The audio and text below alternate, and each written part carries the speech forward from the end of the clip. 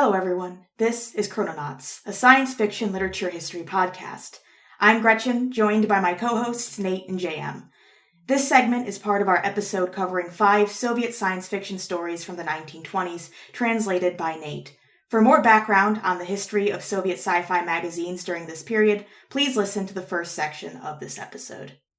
Anna Alexandrovna Barkova was born on July 3rd, 1901, in the town of Ivanovo, 250 miles from Moscow. Her mother, a textile factory worker, died when Barkova was young, while her father was a porter for a local school.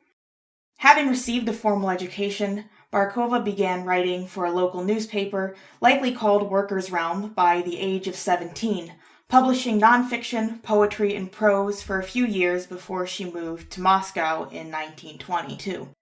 Around this period is when she wrote a number of notable works, including her one collection of poems, Woman, in 1922, the play Nastasia Koster in 1923, and The Steel Husband, her story that we'll be covering tonight.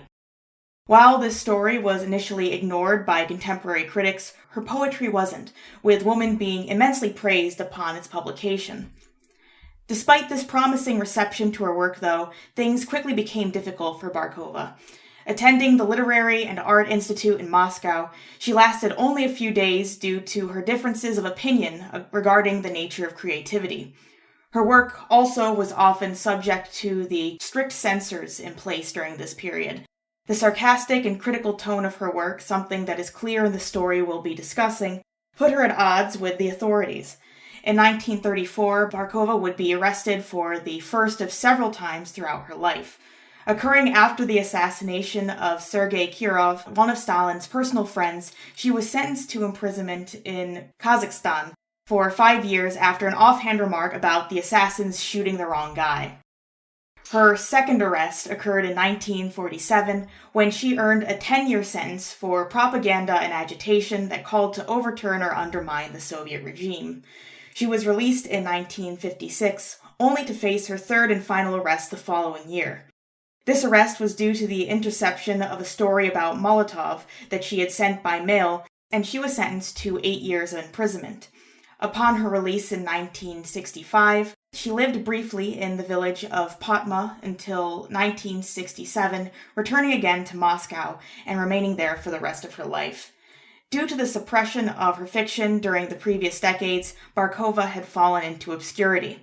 She did continue, however, to write poetry during the final years of her life, some of which is considered her most acclaimed work.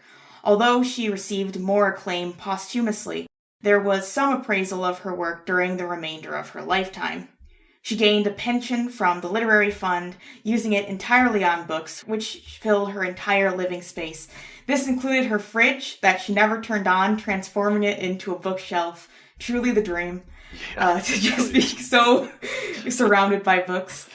Shortly before her death from throat cancer on April 29th, 1976, she bolted from her hospital bed and fainted from exhaustion after running down several flights of stairs, then explained upon gaining consciousness that she wanted to be buried according to Orthodox rite. So what really floors me about this story is, she got arrested multiple times and basically spent decades not completely isolated and cut off, but definitely not in a very hospitable place, and I don't know, probably having to labor really intensely.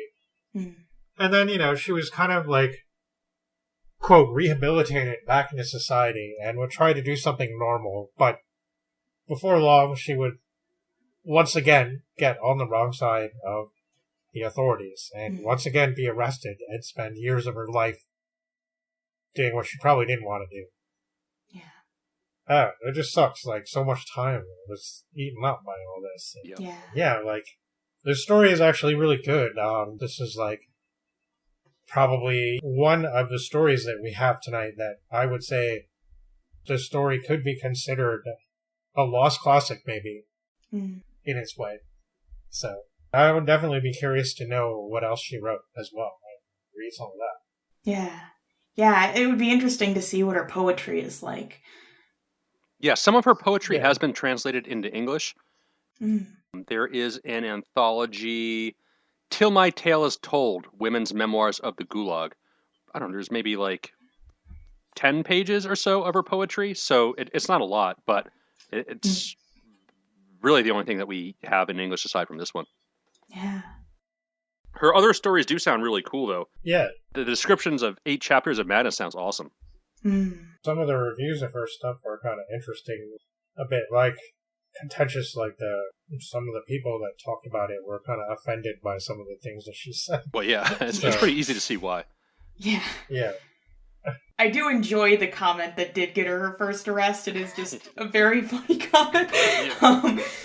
It was like an offhand remark she made at a party, too, and somebody snitched her out. And she got 10 years for that, however many it was, which is common back then. Yeah. Oh, yeah. Absurdly long sentences people got for doing almost nothing like that was very, very common. Yeah. Yeah, I mean, you can see why, if just an offhand comment like that got you that much time, why so much literature was repressed. I mean, saying that sort of thing in print would have... Yeah, exactly. Yeah, you'd have the censors and authorities knocking on your door pretty quick. Yeah. Especially as one of her arrests was due to her sending a story or a piece through the mail. And it probably being intercepted by the censors. But yeah, the commentators seem to think that she had they would consider it a perverse streak or something like that. And you definitely see a little bit of that in the story. True, where there's this perversity angle a little bit. Yeah. Where you're like, well, I'll explain what I mean when we get into talking about it. But it definitely seems like this, like she had a very sarcastic personality and didn't go down well with people who took these matters super seriously, I guess. And I don't know, even one of the modern reviews on Fantastica Laboratory of this story, it was like resorting to this kind of sexist diatribe about how women don't know what they want, and like it's just like, okay, buddy, that's she's still bothering people even now, I guess. 100 years later. So her late poetry seems to be well acclaimed within Russia. And it seems like a lot of that stuff she just wrote during the Gulag to keep herself sane. Yeah. But this one seems to be ignored largely. I mean, obviously the science fiction fans have rediscovered it, and there's a couple comments on the Fan Lab website, but I wasn't able to find any criticism in depth of this that talks about this story, aside from just a mention that, she published it in her early Moscow period. So it's a very short story, and you could possibly say that she could have done more with it, but I think it's pretty effective the way it is, and it did definitely remind me a lot of Future Eve, but obviously completely different perspective, right? Yeah. And we got a bit of that with the Wife Manufactured to Order, but that one didn't go nearly as far as this one. It's interesting because, we've covered that, and we covered in sort of the same space with the domestic sphere, the Eli's mechanical automatic housemaid, automatic housemaid. It's interesting that those two were stories written by women, but we're still looking at the perspective of a feminine version of an automaton, a machine, an android. And here we do have the true reverse of here's the steel husband, the machine husband.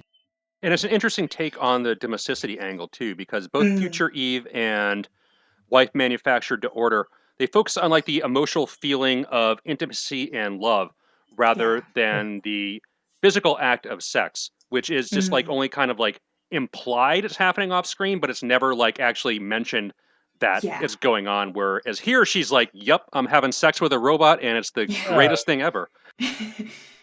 And during those cold winter nights, it's things happen. Yeah. And I mean, she's not vulgar or crass about it, though. I mean, she does work it in a humoristic way. And I really like her tone throughout the story. And I have to say that it is by far the most difficult one to translate, just bringing all of her puns and sarcastic tone and all that into English. It took a lot of work. But it's different than the male gazy type stories that we've covered that deal with the topic of sex, like last time when we talked about Fritz Leiber's Night to Move, or some of the 30s pulp stuff like Ross Rocklin. It's also different from the scatological body humor type works like the Jarry. It really feels like a mature and honest exploration of the subject matter. And I thought there was a potentially interesting real-world tie-in here that electrified sex toys have a history that date back to the 19th century, which you could read more about in the books Rachel P. Mains's The Technology of Orgasm, Hysteria, the Vibrator, and Women's Sexual Satisfaction, as well as Hallie Lieberman's Buzz, a stimulating history of the sex toy. And I don't want to get too much into the history or historiography, but I definitely recommend checking out both books. As they disagree with one another quite significantly, and there's no need to inflame the drama between the leading scholars of vibrator history here, but where they more or less can agree is that the electric vibrator was first invented sometime in the 1880s, and by the 1920s, they were being manufactured by appliance companies like Hamilton Beach and sold in American women's magazines under the guise of personal massagers and things like that. But we're almost certainly being used for the purposes that they're used for now. And I think a really good demonstration of this point is in the Lieberman book. She reprints an ad from a Hamilton Beach product, which has a woman with a very 1920s hairstyle giving the reader a very knowing smirk, and it has the text, "Why miss the super pleasures in life?" But the thing about this story is that it's largely US and UK centric, and I could only find passing references to continental Europe and nothing to Russia specifically. And all the Russian language sources that I looked for the vibrator histories and stuff were more just like restatements of Main's and Lieberman's books with no localized angle. And the Soviet magazines are obviously way different from the US and UK magazines in that there's no advertisements at all for commercial products. Yeah, that's nice, isn't it? Yeah. I mean, it is nice in retrospect seeing those, but that's because they're old, so they're museum pieces and they're kind of interesting. But yeah, old ads are charming. Recent ones, contemporary ones, never are. Yeah. Now all the ads we're exposed to is horrible. Like, who wants to see that? Nobody, right? Yeah. So. But I mean, even the pre-revolution Russian magazines that I was able to find, I wasn't really able to find like the onslaught of advertising spam that you see in those early episodes of Amazing, where they're selling like all kinds of weird stuff, dental products, miracle cures, even technical courses. You don't find any of that stuff in these magazines. Really, the most you'll see is like an in-house catalog where you can order a back issue or something like that. So, I mean, it's hard to pin down a real-world inspiration for the technological angle, but I mean, part of me wants to think that it's there as in it's a really interesting exploration between, that difference between the emotional feeling of love and intimacy and the physical act of sex. I mean, the two are obviously related, but I think here is she's getting at, is it possible to reduce the feeling of love to a system of organic movements that is developed by our engineer? Is this a story about a woman who falls in love with her vibrator? Is it a story about the existential horror of a vibrator developing a conscience and intelligence? She doesn't really explore that in any significant amount of depth, but I think the way that she's able to hint at all these really fascinating philosophical issues through just like a handful of sentences on the subject matter. Well, she does talk a lot about his so-called intellect and how it should be built and stuff, and what she wants in it and what she doesn't want in it.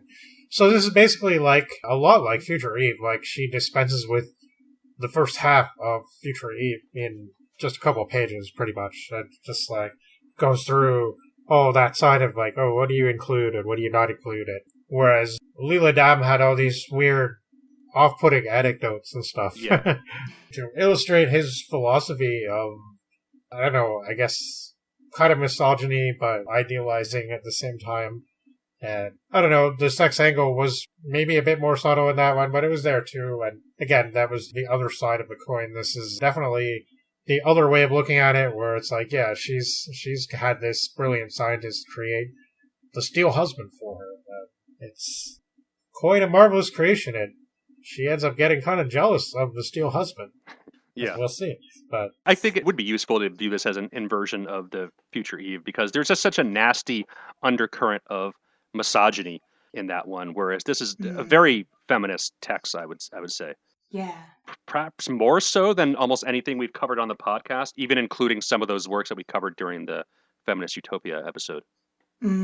Yeah, I can see that. Let's get into what happens in it so we can talk at more specifics. Yes. All right. First, this story was first published on May 23rd, 1926 in the magazine Redfield. And it begins with the narrator asking a scientist friend of hers to make her a husband.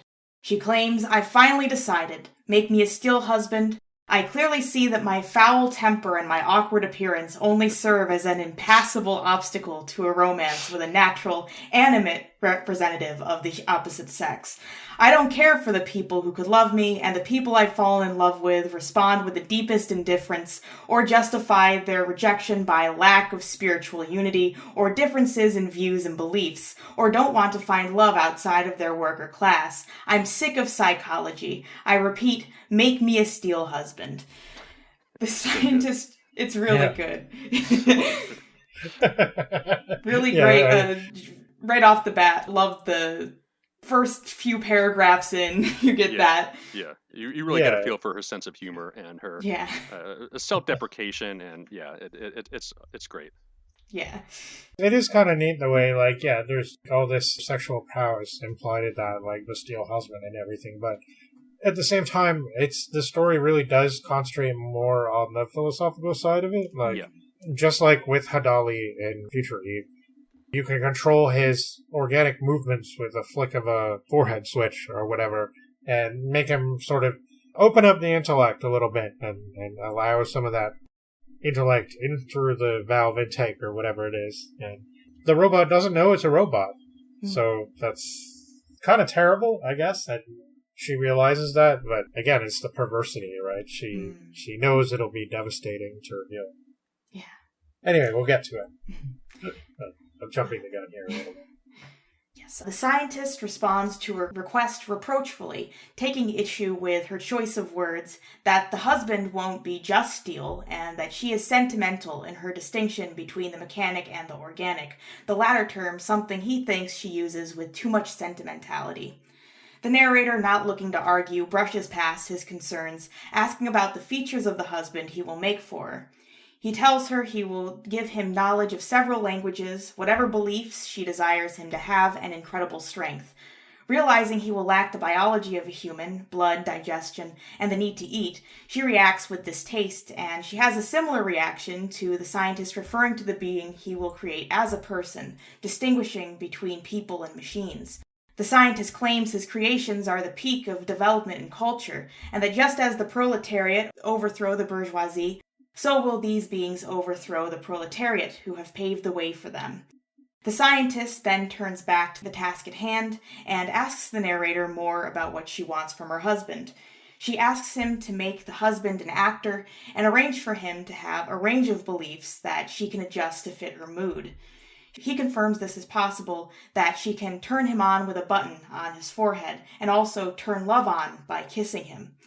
The ease of this latter mechanism makes her uneasy, so the scientist assures her that he will set in place a certain combination of movements that must take place for it. After she tells him the appearance she wants, the narrator leaves the scientist to it. Within the month, she receives her new husband. She strolls with him, who appears uncannily alive, through Moscow. He discusses art with her, declaring it higher than life, dismissing the futurist movement. She defends futurism for its removal of theology from art, and her husband vehemently argues against her point and continues to make his own. The narrator in this moment, as she claims she has in others, doubts his being a machine. She then, however, presses the button on his forehead, changing his emotions and his opinions. She points out his inconsistency, and both are left disconcerted for different reasons, of course. They arrive at the theater where he is performing, and while there, someone asks her how they met. She tells the truth, and it is taken as a joke which is repeated to others. She speaks with the scientist of her conflicting feelings about her steel husband. He doesn't fully understand her unhappiness, as the being satisfies all her wants more than a human being can. When she laments over her inability to get over her lover's nature as a machine, her friend tells her to give him back to him, that he'll be more use to him than to her in her bedroom, and she refuses to speak with him further, kicking him out. She continues her relationship with her husband and relates her experience with turning on his love, activating his passion. During these moments, she can't help but make vague remarks about his being a machine and commenting on his fidelity only resulting from other women not knowing the right movements to turn him on. Yeah, this was terrible. She tore him to pieces. Yeah. Taking them as strange jokes, he grows uncomfortable with them, urging the narrator to stop making them. These moments continue until one evening when the narrator watches her husband giving an incredible performance on stage that made her feel and thus believe the machine had triumphed. She decides to convince him that he is a machine and not a human being. She first finds it difficult to claim so outright after they return home from the theater, so she continuously implies it, but she eventually grows resentful and reveals the truth to him. His initial denial and shock quickly give way to certainty, and the narrator immediately regrets it and tries to reassure him. However, it is too late as the husband walks to the door of his office.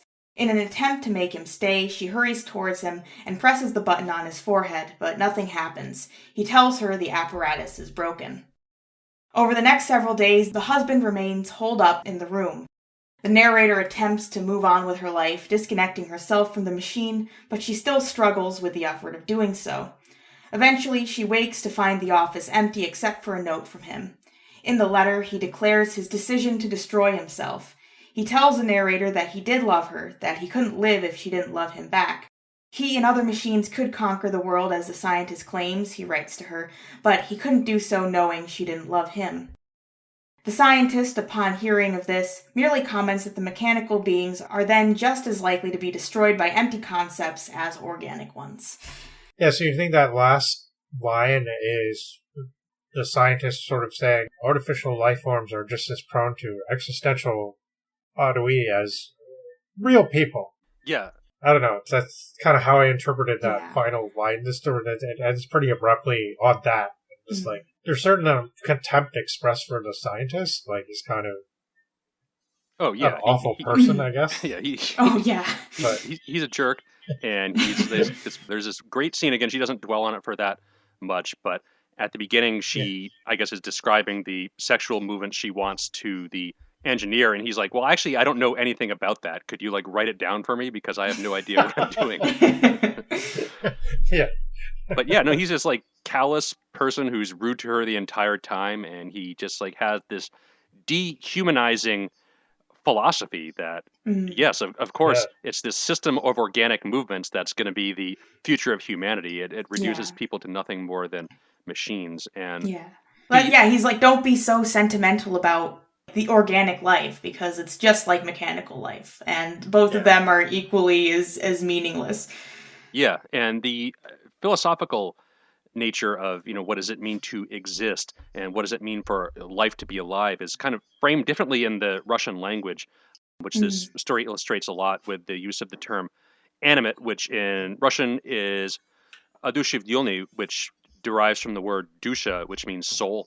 And the implication is that, to be an animate object, you need to have a soul, which is, kind of baked into the Russian language. And, what does it mean to have a soul? What does it mean to be alive?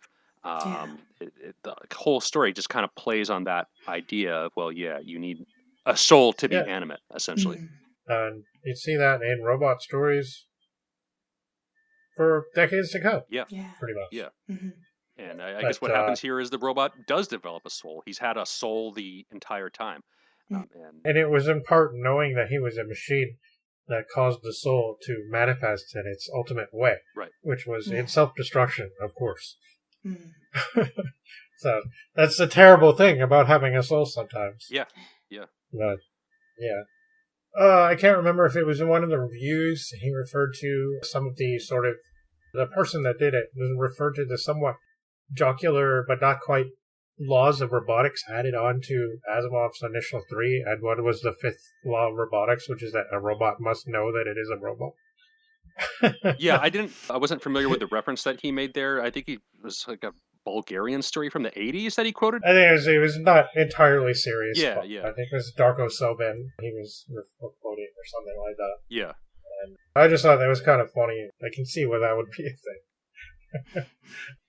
And that scene of the two of them, presumably in the bedroom there, and she's like picking them apart piece by piece, like revealing that he's a machine, and she knows that no good will come of it. She knows that it's like kind of a horrible thing to do, but she feels compelled to anyway.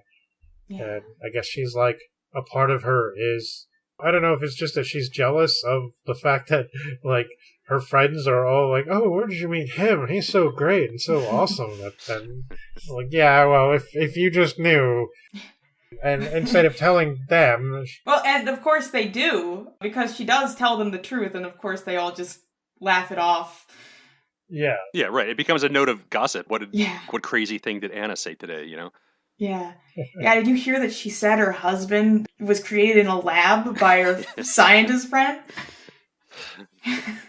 What a crazy thing to say. Yeah. But that's kind of interesting because, again, it's like a reversal of this whole idea of, like, you know, you could picture a story like Fury, for example, where we don't really get to see it, but he goes off with his artificial bride and parading her around and stuff, and she's like the talk of the town, like Olympia from The Sad Man. Mm-hmm. And this story was not like that, but also, like, I don't know, she seems to be affected by the envy that all her friends were feeling, and she wants to poke holes in the dream, which is kind of interesting. I don't know. It's just like, I don't know if it's social commentary or it's personal commentary on, I don't know, Barkova's experiences, but it's just, I find that aspect of the story really interesting. Is that, like, yeah, she's kind of conflicted emotionally about this whole business from the start. Yeah. And she's like, yeah, I have a steel husband, and I'm not just going to keep him in the bedroom. He can make conversation. He can talk with dignity, but sort of vacuity about art and so on. Like, he sounds dignified and gentlemanly, but maybe he really doesn't have anything much to say because he's like a robot, right?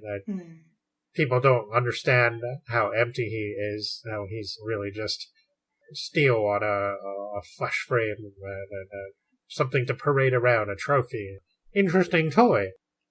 And nobody realizes this. And in the end, she has to ruin it. But yeah, in doing so, it reveals that he does have a soul. And even at the end, the scientist very glibly and offhandedly comments on that. Like, yeah, of course. Like, what did you expect? Yeah, it is interesting that she chooses for him to be an actor. He's forced to perform for other people, just like he has to perform for her. And in a sense, existence is a performance in and of itself. Yeah. You know, we all perform these social roles. We need to say the proper things in conversation and not say something that would be politically incorrect. You know, he starts to go off on these like crazy, which Barkova was doing all the time, apparently. Right? Yeah, right. Yeah. So I mean, when he asks if this is social commentary or personal commentary, I think it's definitely both here.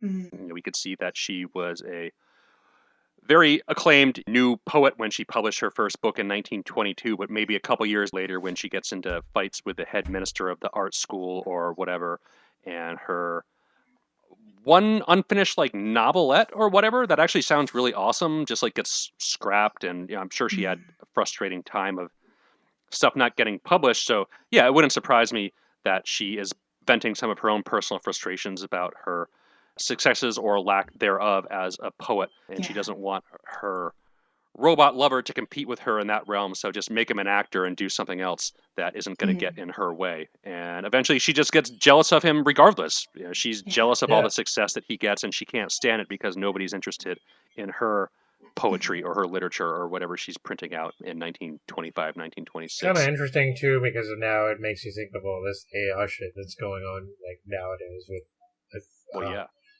artistic compromise and stuff like that that's been happening. She does make me feel kind of the steel husband is a tragic figure, but he's also maybe a little bit of a comic figure at the same time, right? Well, that's something the story does, is it blends the comedy, the sarcasm, and cutting remarks with the tragedy. I mean, because this ultimately is a tragic story. You know, we feel bad for the steel husband. We feel bad for the narrator, who I'm assuming is more or less a stand-in for Barkova herself. Yeah. But yeah, no, it's definitely interesting commentary, and the AI thing that you mentioned earlier about how it's now starting to slowly creep into some of the other creative arts like music, and I'm sure it'll be performance sometime soon. There's an AI song generator out there. How long before we get an AI movie scene generator where we have the likeness of a famous actor or whatever doing a scene. Oh, we already have that. Yeah. You can watch a couple of them. There's a pretty famous example. Benjamin, the AI created movie director / scriptwriter. Pretty weird and interesting. I don't know if I've mentioned it on the podcast before, but after watching its weird, artificially generated script amalgamations, the message you get from it most is that people are always saying to each other that they don't understand a thing that's going on. I don't understand. Over and over again, all the characters are saying that, and it's really disconcerting to watch, actually, because it's supposed to be based on a sci-fi movie concept. Apparently, they put a lot of X-Files scripts into it, and it's really odd. Yeah, and you can see the later ones have weird composites of actors, and all the voices are computer generated, and it's really, really, really off-putting and weird. Kind of cool though, but yeah, I don't know, yeah.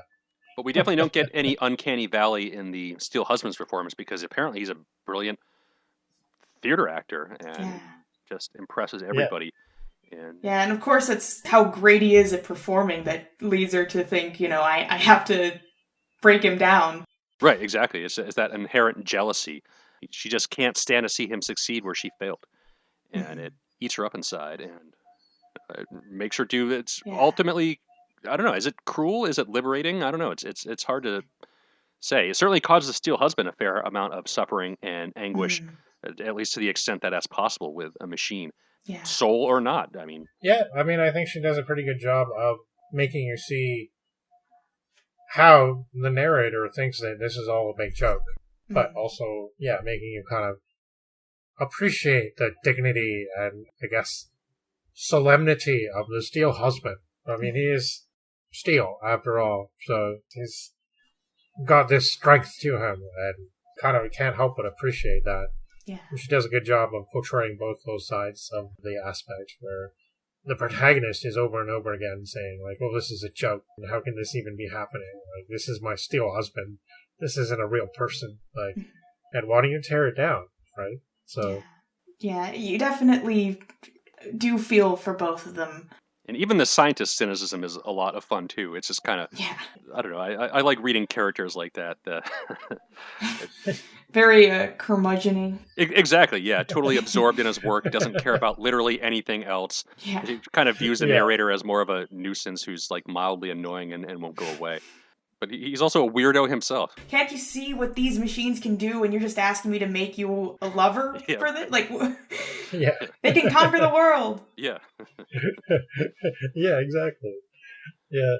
This one could have easily been a lot longer, and I wouldn't have complained. I do think the way she does it is pretty good. It's not, it doesn't really leave me wanting, but I mean, there's certainly so much you could have explored in this topic, and definitely a lot of sci-fi writers are very into doing that. We see a lot of these. There's stuff from the 30s that we haven't covered yet. The story Hal and Aloy by Lester Del Rey about a scientist that creates a perfect robot woman and stuff, and then there's a bit of a love triangle going on and stuff like that, and she's kind of a tragic figure. And we see a lot of this coming up in the 30s especially. And, I mean, we had a little bit with the 20s stories, R.U.R., it's a bit of that, complex tragedy of being an artificial being and stuff like that. And so, this story does feel I don't know, I definitely would read more fiction by her. Mm-hmm. Just knowing that she was such a troublemaker is kind of fascinating, I think. It makes me want to know more, for sure. Mm. So, this is, to me, that was the most interesting find in that, I feel like I want to go deeper into that. The story was really good. Mm-hmm. Again, it felt like themes that I've definitely been exposed to since childhood and are still very much alive. And now that we can have conversations with computer programs that seem, at least on the surface, to be real conversations, we're kind of getting to a point where, okay, stuff like this is especially interesting. And I mean, there's already been, I can't remember the name of the thing, but obviously it was a computer program and not an actual steel husband, but artificial intelligence used for, I guess, sexual gratification purposes Right. and stuff. And there was a company that got in some serious trouble about stuff like that recently because they were like demanding more money from the people or something like that, and like they took away a feature and suddenly their sex bot couldn't be dirty to them unless they had paid a certain amount of money or something like that. Yeah, right. And it was like all these people on the internet lost their minds because it was so terrible, right? And I mean, it's easy to feel contempt for that, but at the same time, it's like, yeah, well, you get roped into something like this, and like suddenly the company takes it away because it's some shitty. Everything's like trial for a subscription now, obviously, and it's like, yeah, it's the way we're going. But she didn't anticipate any of that, but she certainly anticipated this weird climate that we're in now, where we do actually have to question whether a human is responsible for some of the things that we see and deal with. Yeah, I think that's one really interesting thing about this story is that a lot of these science fiction authors will take like one idea and use their story to explore that. Whereas she's just like a farmer in a field or whatever, just kind of scattering seeds, and wherever she goes, there's just like so much she packs in here. And each of these little like kernels we could unpack and talk about individual sentences for a while. Just these philosophical ideas of, what does it mean to fall in love? What does it mean to be alive? What does it mean to have a soul? What's the difference between that and being a machine, being something that has no conscience, as well as the various social commentary of what we have of the arts in the place of society and all that stuff. She presents a lot of ideas here in like rapid succession, and while she doesn't develop them to the point where like this would be developed in a novel, the fact that she's able to cram so much in here and still have it be a satisfying story that reads from start to finish in a logical order, I think it's just an incredible job that she did here. Yeah, I definitely agree. Yeah, just so much with relatively little. Yeah, it's not a very long story. I think it's my translation finished out at like 6,000 words or something like that. So I don't know, 15-ish standard pages, maybe. Yeah. These genre explorations, science fiction stories, horror stories, the short story is a very good form for idea exploration. Oh, absolutely, yeah. And sometimes you do get the feeling like wanting more is good. Wanting more is good because you don't know where she would have gone if she had taken it and made it longer and stuff. I mean, sure, a lot of stuff could happen, but is there something to be said for just having the basic ideas presented to you, and then the rest of it, you have to do the work, and you have to think about what it signifies and what it means. The things that could have happened behind the individual encounters between the steel husband and her friends, or how it was really being with the steel husband, and what made him desirable as a lover, or different things that could have been explored but weren't. But you must be thinking about, because she does pack it all in there, and especially in the conversation they have where the truth is finally revealed to him. There's a lot packed into that conversation. Yeah. And you really feel that conversation even. So there's not much of that kind of writing in these 5 stories. So we see it here, where there's some really good character interaction, and you feel the tension in the atmosphere, and you feel I don't know, like you almost want to tell her, like, don't do it. Don't say it. But of course she does. Yeah. Some of the offhand throwaway jokes are kind of funny too, like how the comment how she hates port wine and things like that. It lends a really nice personal touch to the story. The electric wine. Yeah.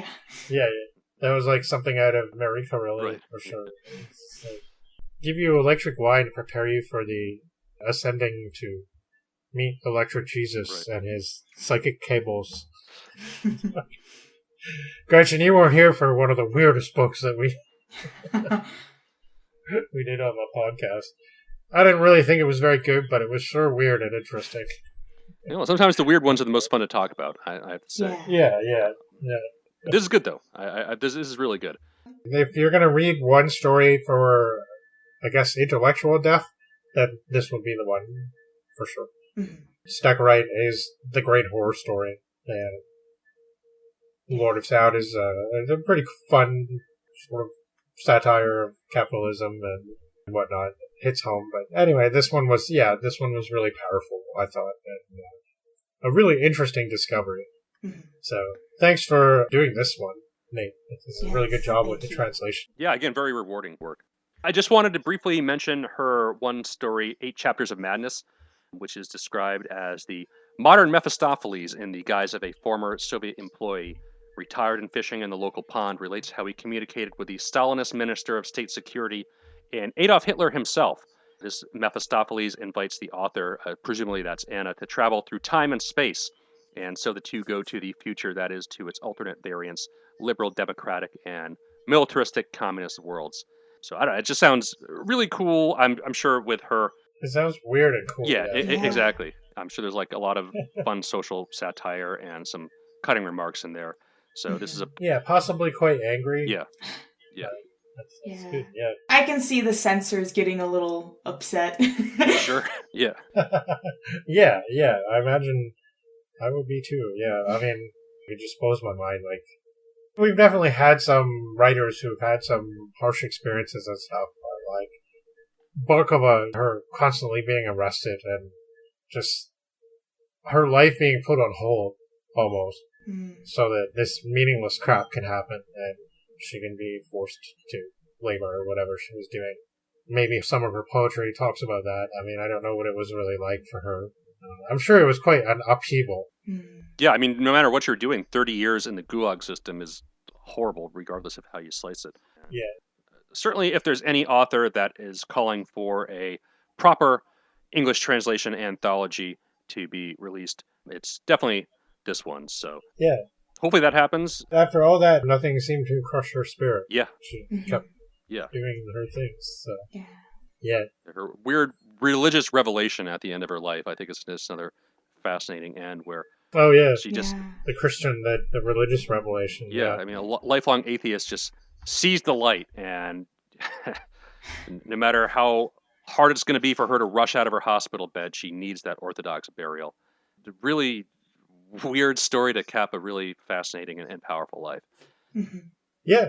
I mean, I don't know. At that point, she was probably in a lot of pain, and if she was in the hospital and stuff, they probably drugged her up with whatever. So, who knows? But I mean, it's still, I mean, it is something that happens before death to a lot of intense people, right? They have these weird revelations, and I think it was the same for Gogol.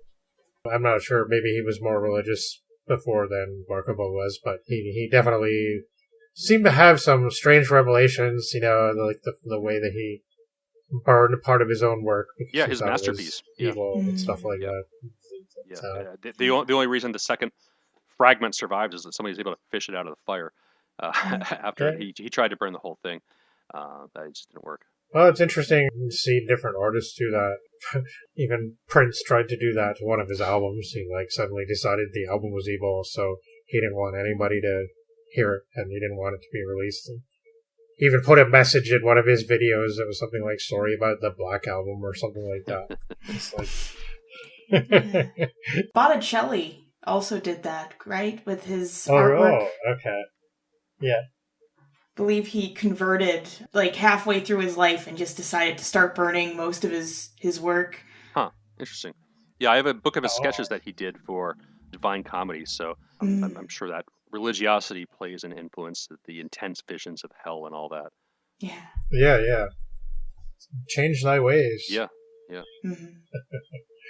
Yeah. Well, all right. Yeah, I'm glad I could present these stories to you guys. I had a lot of fun doing this. The whole process, I think, was extremely rewarding. And yeah, now the stuff is out there, so you can read it in English, and it's no longer unavailable to the English-speaking world. So yes. I'm very proud of that, and we came away with some good stories in the long run too. So a win-win. Yes. Yeah, this is a really fun exercise. Even the ones that were not maybe the highest quality in terms of storytelling were an interesting read. So I definitely have no... Look, these stories are so short that there's no point in regretting anything. Just, how often are you going to get to see this? It was just such a cool contrast to some of the stuff we've been doing up till now. I enjoyed it. Like, not just a contrast, though, but a parallel in a lot of ways. Because there are a lot of similarities with stuff like what was published in Amazing at the time, especially, I think. A lot of the same kind of quality of storytelling and stuff like that. Yeah. Yeah, this does feel like the episodes we did on Amazing, where you get a couple of weaker stories, but they still are fun to read, and the gems are real gems. Yeah, exactly. Not everything can be a masterpiece, but that's okay, because it's fun reading them, it's fun talking about them, and even the ones that aren't great still have these little nuggets of, I don't know, just thought and historical interest, and just something that sticks with me. That's been the case for every story that we've covered, pretty much. I don't think there's any story that we've read, even the ones that I kind of hated, where I've been like, this is a total waste of my time. Like, even New Steam Man, like, it was a slog to get through, and I kind of hated how racist it was. But yeah, we can keep talking about Simsonia even now, and like, it's fun to refer. We know what we're talking about when we mention Simsonia and Mr. Slippery, so what's there to regret? Yeah. Yeah, sometimes the ones that you hate stick with you the most. Exactly. So. Yeah, that's true. Yeah. Yeah. The 5 stories were different in their own right. Like, they were a couple that were slightly similar, but it was a nice variety.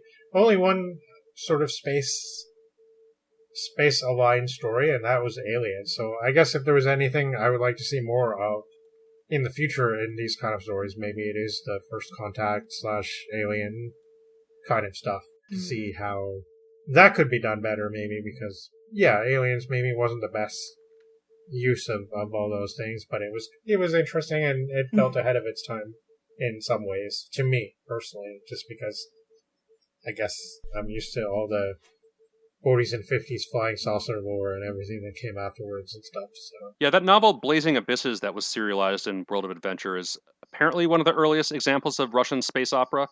Again, it's novel length, so I think it'd be a little bit out of our grasp, but definitely the stuff was out there. Spaceships flying around, and those themes that you see present in American science fiction. Yeah. So, it's interesting parallels. All right. Well, this has been really fun, and I'm really glad that we took this excursion into the hidden depths of Soviet 1920s science fiction. But next month, we're going to return to a theme-type episode, which we haven't really done in a little while, I think.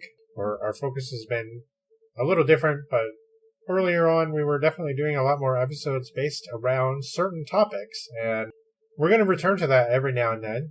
So our topic for next month is fertility.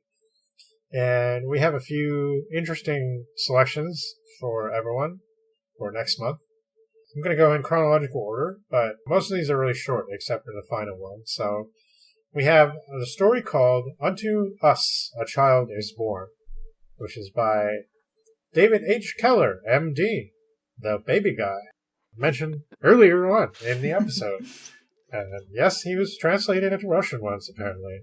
So this is a story by him from the July 1933 issue of Amazing Stories. Very short, very interesting social commentary, so it's going to be fun to talk about it, for sure. We also have the story That Only a Mother by Judith Merrill from Astounding, June 1948.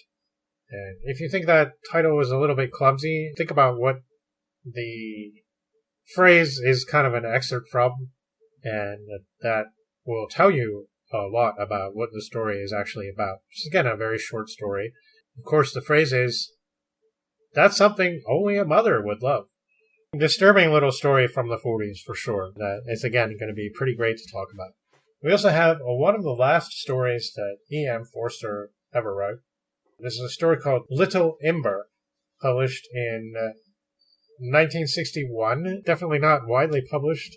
Seems like mostly shared among his friends, but it did end up in a book eventually, so we think it's from around 1961. Yeah, it's in fragment form, so I'm not sure if it ever actually got published in a real magazine. I think the copy that was found in, Arctic Winter or something is the name of the anthology. Yeah. That's like the only place I was able to find it, and I came across the reference to it in that Wendy Moffat biography of Forster, and I don't think it was ever published anywhere else. Yeah, that was a sense I got, Okay. especially after reading the contents of the story. I don't know. Have you guys read that yet? Or Not I yet. haven't. okay, yeah. I mean, talk Not about yeah. When I read things, sometimes the movie appears right in front of my eyes, and this is total 70s John Waters, Pink Flamingos type gross out, ridiculous humor. I mean, just picture David Licari as Little Ember with his leisure suit and porn stash and absurd high class accent. Some of these lines just leap off the page. I never expected we would do a story like this on Chrononauts, and I never expected that it would come from Nobel laureate E.M. Forster, but I'm glad that both are true, and it's going to be a lot of fun talking about this one next time. Wow. All right. Well, that's certainly very intriguing sounding. For the longer work, we also have a book by famous mystery author P.D. James. This is her well-recognized science fiction book, in part probably because it was made into a quite well-known movie in the early 2000s. This is The Children of Men from 1992.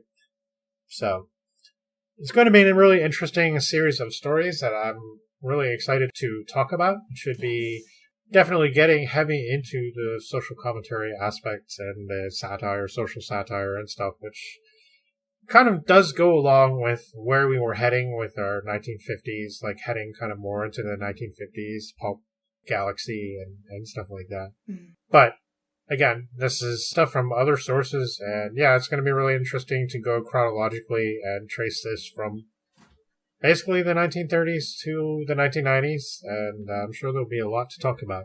Yeah. Really looking forward to these ones. Yeah, likewise. Yeah. I haven't read Children of Men yet. I have seen the film, so I'm curious to see what the actual novel is like. Yeah, I've never watched the movie. I remember when it came out, and everybody was like, "This is I haven't seen the great." movie either, so yeah. Yeah, so definitely looking forward to it. I'm definitely going to watch the movie, though. Oh, yeah, likewise, yeah. Yeah. It's a great movie. I mean, the cinematography is incredible. Cool, yeah. That's really cool, yeah. I'm definitely curious about it. I don't know, I maybe avoided it at the time, but I'm not really sure why. It's kind of one of those things, maybe because it got some publicity and hype. Just kind of like, yeah, I don't want to.